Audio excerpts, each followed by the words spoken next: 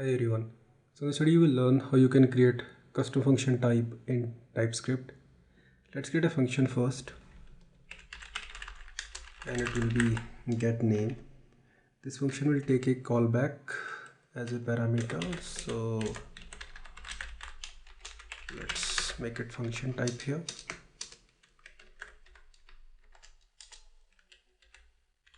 We call that callback function with some parameter that will be of type string. So let's make it some name, Peter. Okay, now let's create that callback function here and it will be print name.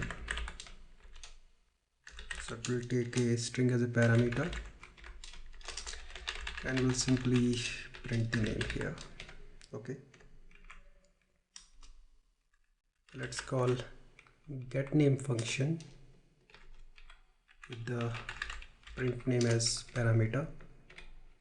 Now save it and this will be output.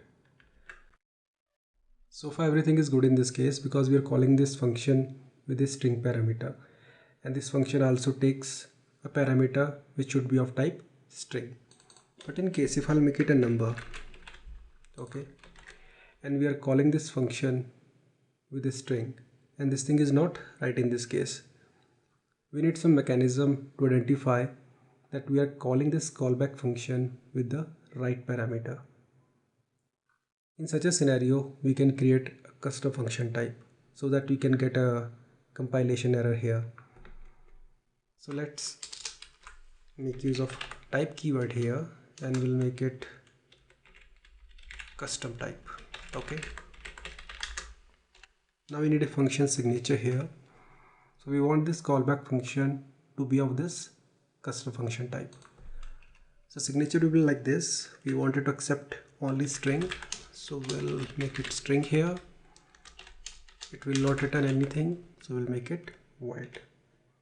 Now instead of making function here, we'll make it custom type. Now you can see we are getting a error here. Now if I'll make it string here, this error will be gone. So this is how you can create a custom function type in Typescript. Now just change it, make it marks, save it, go to browser, and this is the output. Now let's see how you can use REST parameter in Typescript. Just delete this part. If you have seen my series of JavaScript ES6, there we have used REST operator as well as spread operator.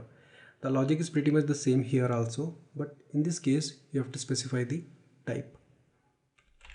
So let's make it get numbers here. Okay,